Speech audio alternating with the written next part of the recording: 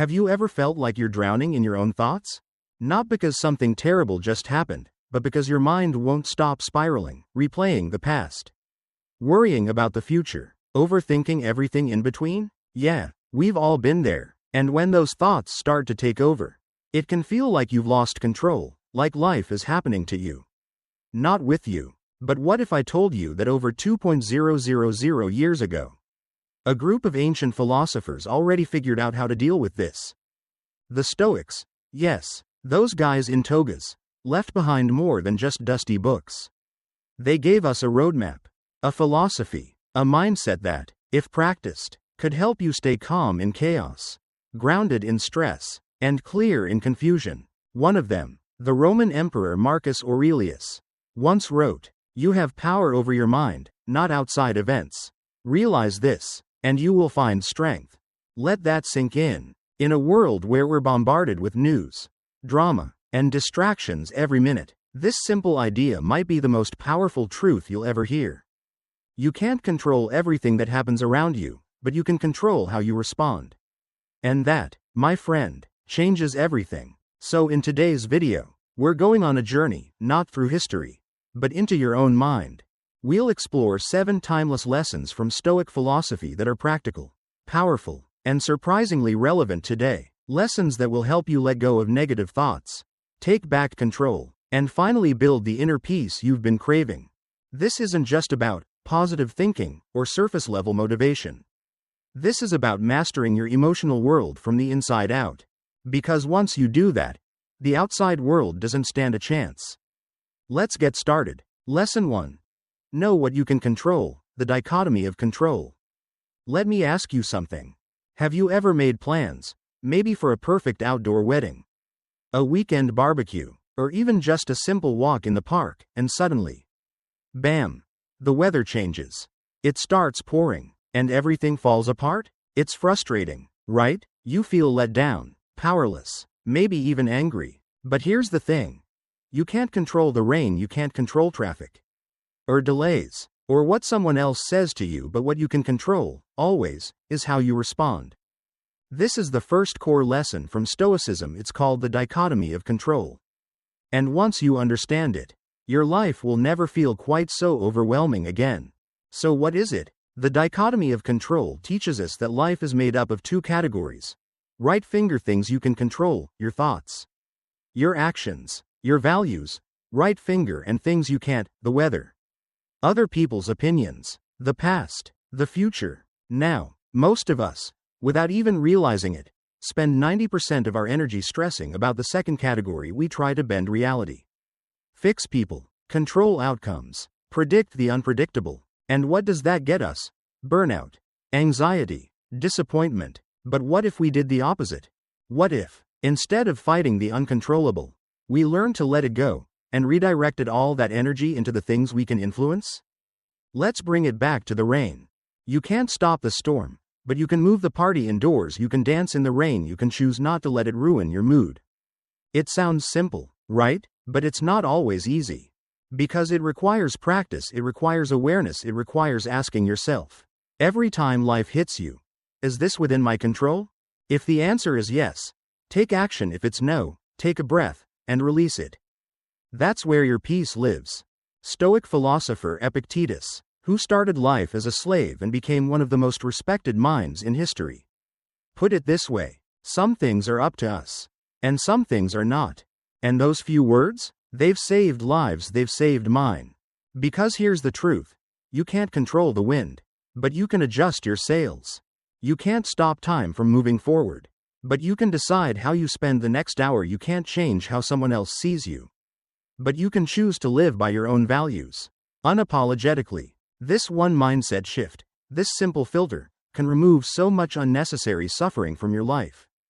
So next time life throws you a curveball, try this. Pause. Ask, is this something I can control? If yes, do your best. If no, let it be. And focus on what is yours to shape. That's where your strength is, that's where your freedom begins. And that's why knowing what you can control is the first, and perhaps most important, step toward getting rid of negative thoughts, and becoming truly, unshakably calm. Let's keep going. Lesson 2. think before you react. Let's be honest for a second. How often do we really pause before reacting? We live in a world that runs at full speed, instant notifications, instant messages, instant expectations. If someone texts you something rude, the pressure is to fire back. If someone cuts you off in traffic, your blood boils before your brain can even catch up. But here's the truth. Reactions are easy, reflection takes strength. And that's what this second Stoic lesson is all about, the power of pausing. The ability to think before you act. Let me give you a scenario. You get a message from a coworker. Hey, we need to talk about the way you handled that meeting. Boom. Your stomach drops. Your mind races. You feel misunderstood, attacked, maybe even angry. Now, you could reply instantly with a defensive message. Or worse, let that single sentence ruin your entire day. Or, you could do something revolutionary in today's world. You pause. You take a breath, you step back from the fire, not to avoid the feeling, but to understand it. Because that's the beauty of reflection. It's not suppression. It's not pretending everything's okay, it's about becoming curious with yourself.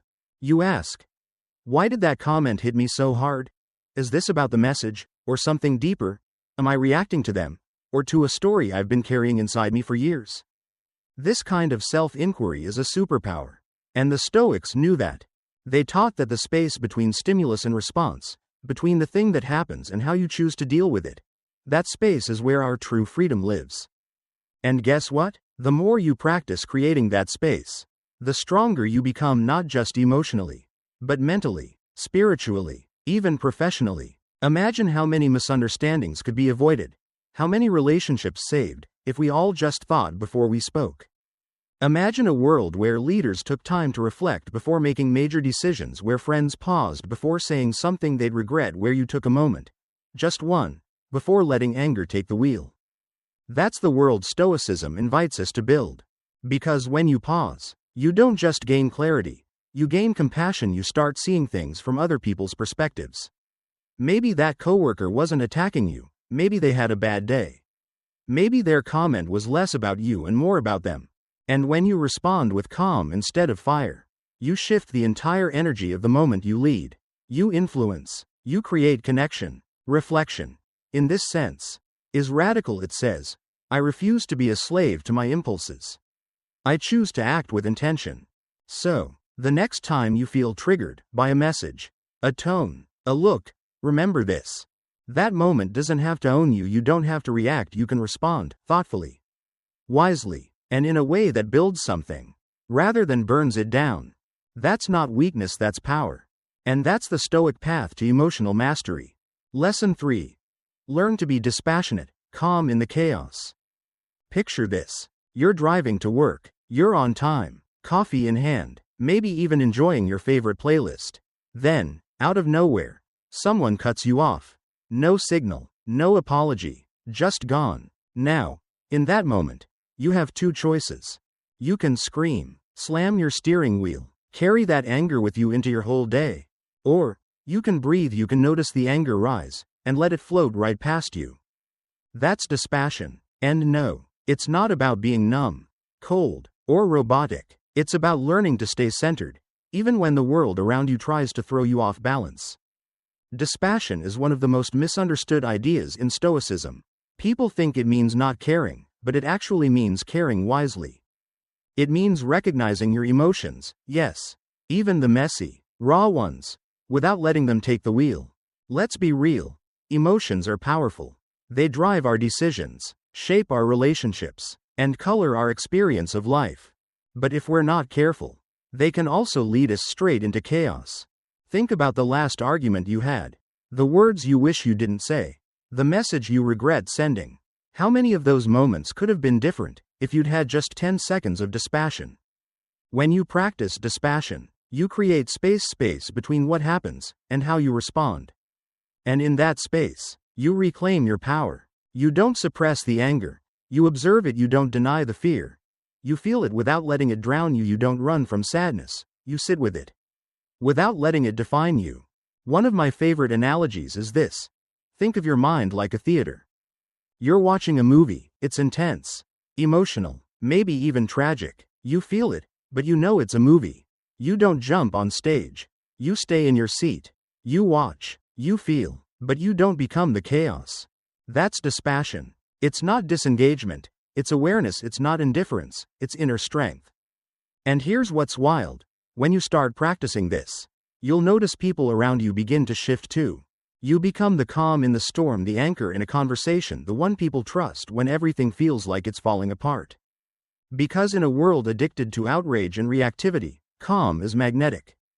Dispassion allows you to make clearer decisions, especially under pressure. Stay level-headed during conflict. Support others without being swept up in their emotional tide. It's like building emotional muscle.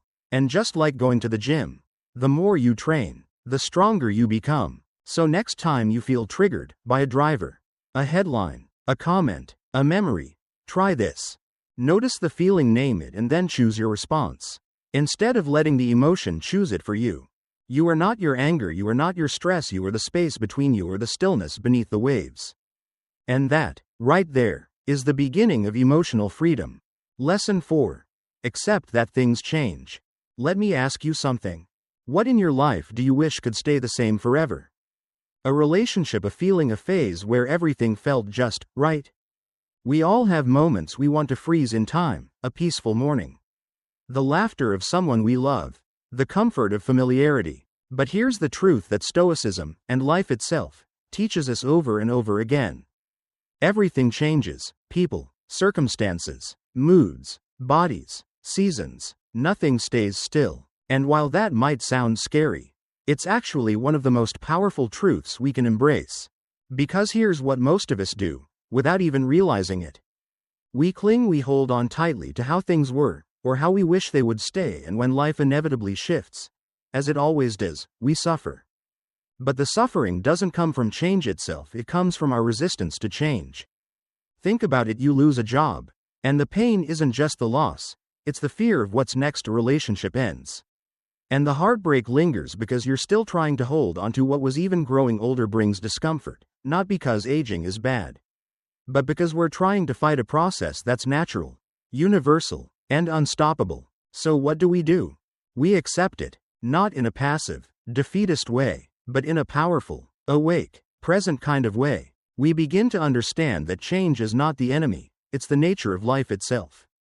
The Stoics believed that by embracing impermanence, we actually become more grateful, more present, more alive. Why? Because when you know something won't last, you cherish it more deeply.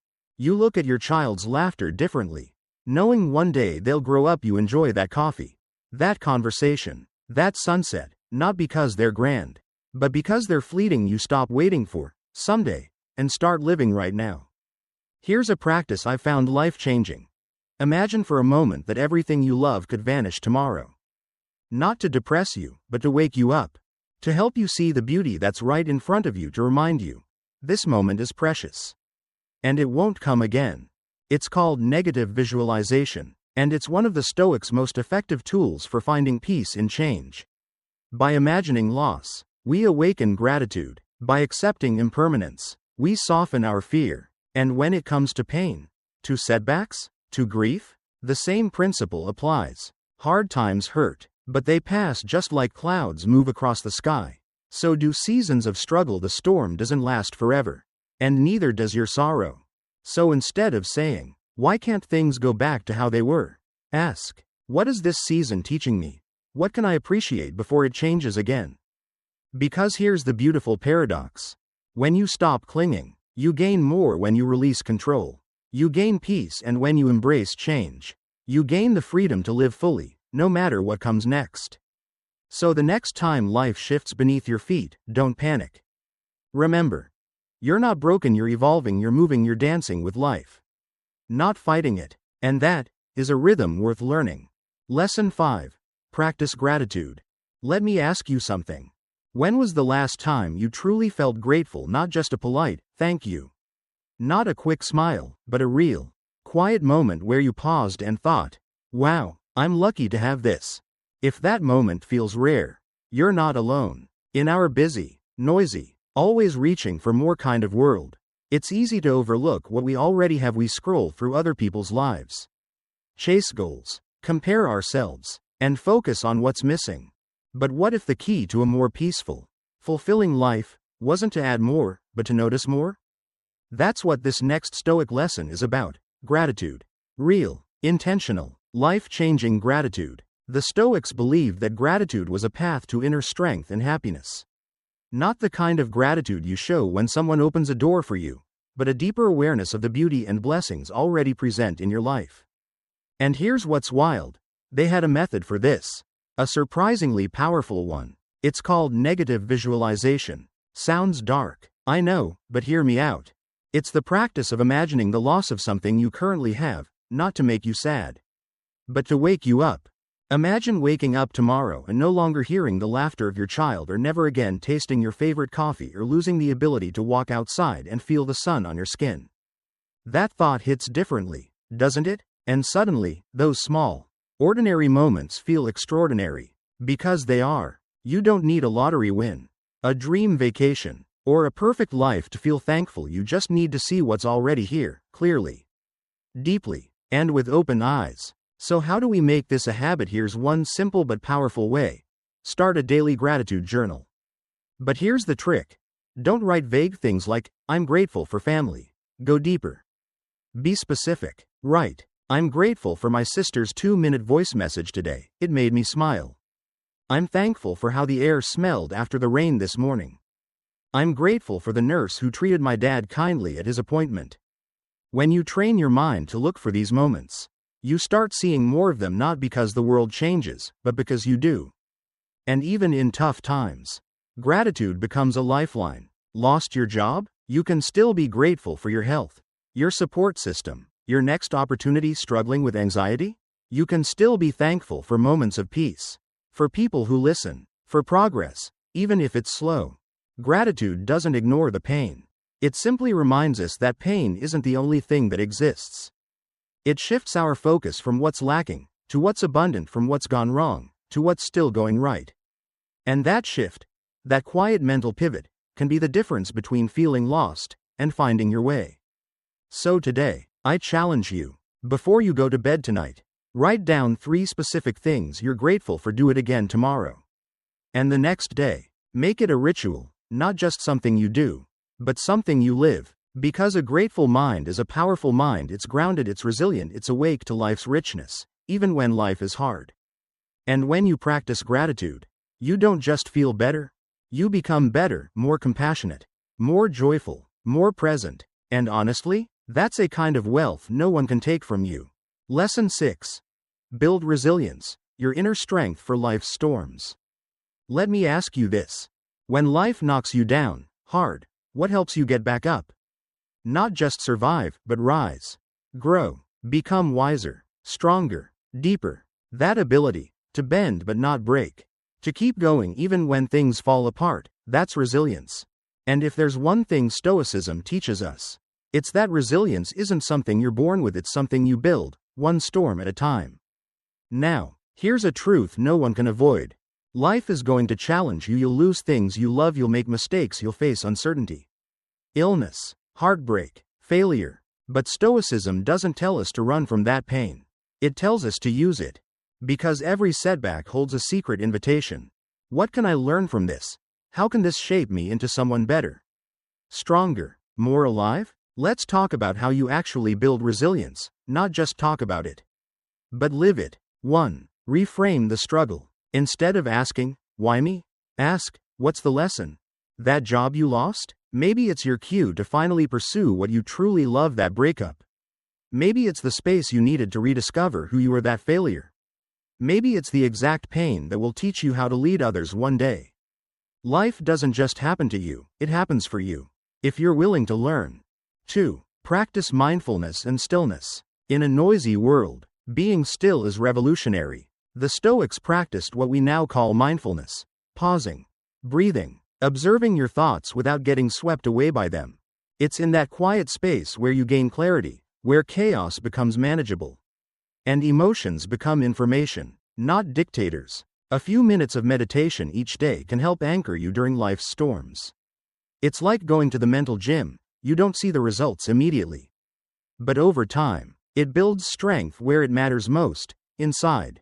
3. Adapt. Don't resist. Change is hard. Plans fall apart. The path you thought you were on might disappear overnight. But here's the truth.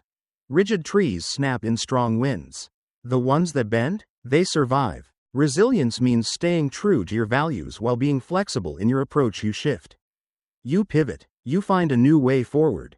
Not by giving up, but by growing up. Adaptation isn't weakness, it's wisdom. 4. Lean on your support system. Even the strongest people need people. The Stoics talked about interdependence, the idea that we're here not to go it alone, but to walk together. Who's in your corner? Who truly sees you, listens to you, holds space for you when you're struggling? Resilience isn't just built in solitude, it's built in connection. Reach out. Share your struggle. Accept help. That's not weakness, it's courage in disguise. And finally, ask yourself this. What can I take from this pain that will serve my future? That question alone can turn your lowest moment into your greatest turning point. Because resilience isn't about bouncing back to who you were, it's about bouncing forward, to someone wiser. More grounded, more whole. So when life gets heavy, and it will, remember this. You don't need to have it all together, you just need to keep going one small step at a time, one breath, one choice. And over time, those little choices, they build an unshakable you. Lesson 7. Live according to your values, the key to a meaningful life. Let me ask you something personal. If I followed you around for a week, watched the way you talked to others, how you handled stress, how you spent your time, would I be able to guess what you truly value? Would you? It's easy to say we value honesty, kindness, courage, or integrity, but real growth begins when we ask ourselves the harder question. Am I actually living those values, or just believing in them? This is the final, and maybe the most important, Stoic lesson. Live according to your values. Because here's what the Stoics knew, and what modern science backs up. True happiness doesn't come from money, success, or praise. It comes from alignment, when your daily actions reflect what matters most to you on the inside. But to live in alignment, you first have to know what your values are. So pause for a moment. What are yours? Maybe it's honesty, telling the truth even when it's uncomfortable. Maybe it's courage, doing the right thing even when you're afraid. Maybe it's compassion, showing up for others when they need you most. Now ask, where in my life am I honoring these, and where am I not? Here's the truth. Living your values isn't always easy. It's easy to be honest, until a lie could save face. It's easy to be kind, until someone tests your patience. It's easy to say family comes first, until work starts creeping into every corner of your time. But living your values, especially when it's hard, that's when your character is forged. That's where self-respect is born. And that's where a life of meaning begins.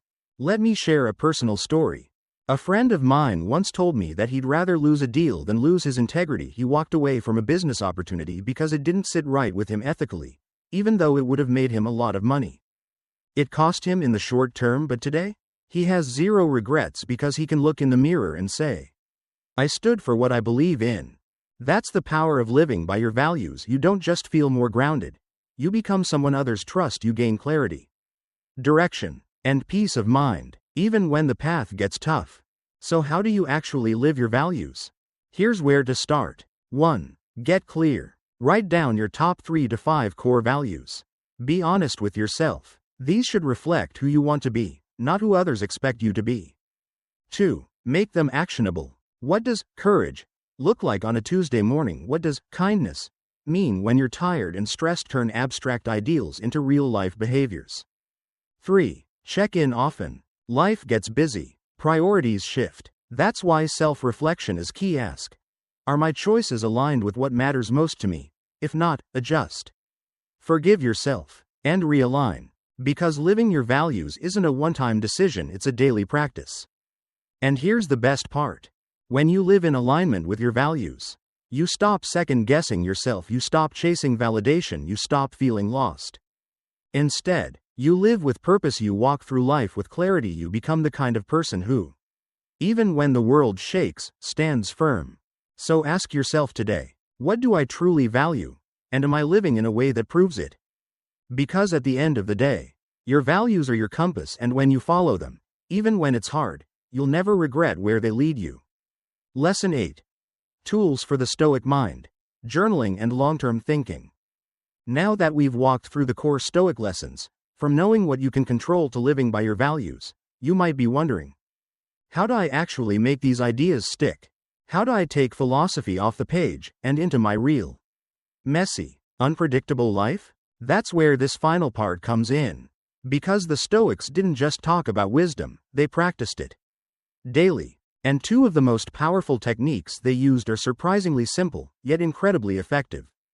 Let's break them down. 1. The Stoic Journal. A mirror for your mind. Imagine ending your day not with mindless scrolling, but with a moment of honest reflection.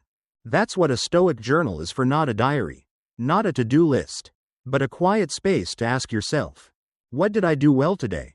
Where did I fall short of my values? How did I react, and what can I learn from that? Marcus Aurelius, the Roman emperor and Stoic philosopher, wrote what we now call meditations, not for an audience, not for fame, but for himself. A private dialogue with his own soul. And you can do the same. Just take 5 to 10 minutes each evening. Write down what happened, and more importantly, how you showed up. Were you patient or reactive? Did you live courageously, or shrink back from a moment that mattered? This kind of reflection isn't about judgment. It's about awareness, because when you understand your patterns, you can reshape them. Over time, your journal becomes a compass, gently guiding you back when you drift, reminding you who you're becoming. And here's the thing, you don't need to be a writer. You just need to be honest. A few sentences of truth are more powerful than pages of perfection. 2. The 5-year rule, a Stoic shortcut to clarity. Ever found yourself spiraling over something small? A rude email, a missed appointment, an awkward conversation you keep replaying in your head. In the moment, it feels huge, consuming. But the Stoics had a mental tool that cuts right through that noise. Ask yourself, will this still matter in 5 years? It's such a simple question, and yet it changes everything. That bad day at work? Probably not. That disagreement over something trivial? Definitely not. That mistake you made today? You'll likely grow from it. But your integrity, your health, your relationships? Those will matter. This question zooms you out. It lifts you above the chaos of the moment and brings you back to what truly counts. It's like hitting pause on your emotional brain and letting your wiser self take the lead. So the next time you're caught up in a storm of reaction, try this. Stop, breathe, and ask, will this still matter in 5 years? And if the answer is no, let it go. Protect your peace. Reclaim your energy for what does matter. These tools are quiet, simple, and easy to overlook, but practiced daily, they sharpen your mind, they anchor your emotions, and they build the kind of inner foundation that no storm can shake. Because Stoicism isn't about suppressing emotions or pretending to be perfect.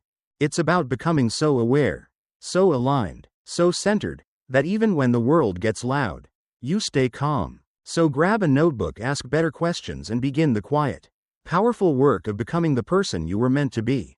One reflection, one page, one choice at a time. Conclusion. The power of Stoicism in a chaotic world. So here we are. After walking through the timeless wisdom of Stoicism, from controlling your mind to living your values, one thing becomes crystal clear.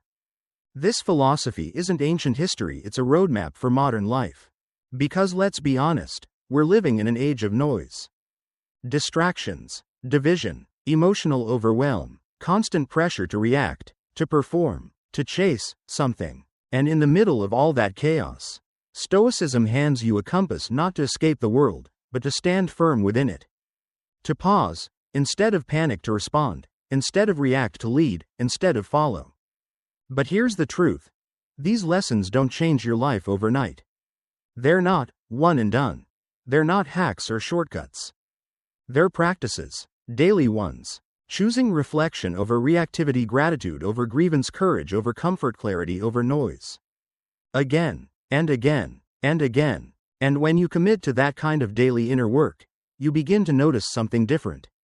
You feel calmer, not because life is easier, but because you're stronger. You feel more connected, not just to others, but to yourself. You stop drifting and start living with intention, with depth, with purpose. That's the real gift of Stoicism.